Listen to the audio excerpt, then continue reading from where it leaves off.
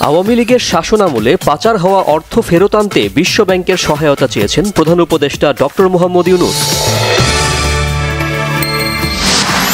স্বল্পোন্নত দেশের মর্যাদা থেকে উত্তরণ নিশ্চিত করতে বাংলাদেশকে পূর্ণ সহায়তা দিতে বিশ্ব বাণিজ্য সংস্থার প্রতি আহ্বান জানিয়েছেন প্রধান উপদেষ্টা ডক্টর মোহাম্মদ ইউনূস। শুক্রবার জাতিসংঘের সাধারণ পরিষদের ভাষণে প্রধান উপদেষ্টা নির্বাচনের প্রস্তুতি সম্পর্কে বিশ্ব নেতাদের জানাবেন বলেছেন প্রেস সচিব শফিকুল আলম।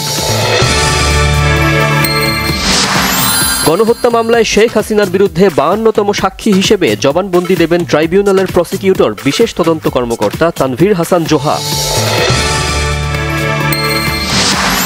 নিষিদ্ধ সংগঠন ছাত্রলীগের সাবেক সাধারণ সম্পাদক অজয় কর খোকনকে মধ্যরাতে গুলশান থেকে আটক করেছে ডিবি। দেশের ৮৬% মানুষ আগামী ফেব্রুয়ারির মধ্যে নির্বাচন চায়। ভারতের সাথে সুসম্পর্ক চায় ৭২% মানুষ, আর পাকিস্তানের সাথে ৬৯% ইনোভেশনের জরিপ। গাজায় অবিলম্বে হামলা বন্ধের আহ্বান মার্কিন প্রেসিডেন্ট ডোনাল্ড ট্রাম্পের। সাধারণ পরিষদের অধিবেশনে আরব নেতাদের সাথে বৈঠক।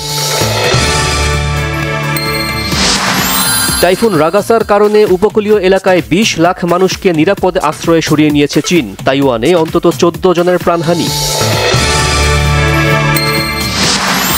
এশিয়া কাপের সুপার 4-এ আজ ভারতের মুখোমুখি হবে বাংলাদেশ। জিততে হলে সামর্থ্যের সবটা দিতে হবে টাইগারদের। এবার দাপুটে পারফরম্যান্সে স্প্যানিশ লা লিগায় জয়োৎসব করেছে রিয়াল মাদ্রিদ। এমবাপ্পের জোড়া গোলে মাদ্রিদ জায়ান্টদের জয় ৪-১ ব্যবধানে।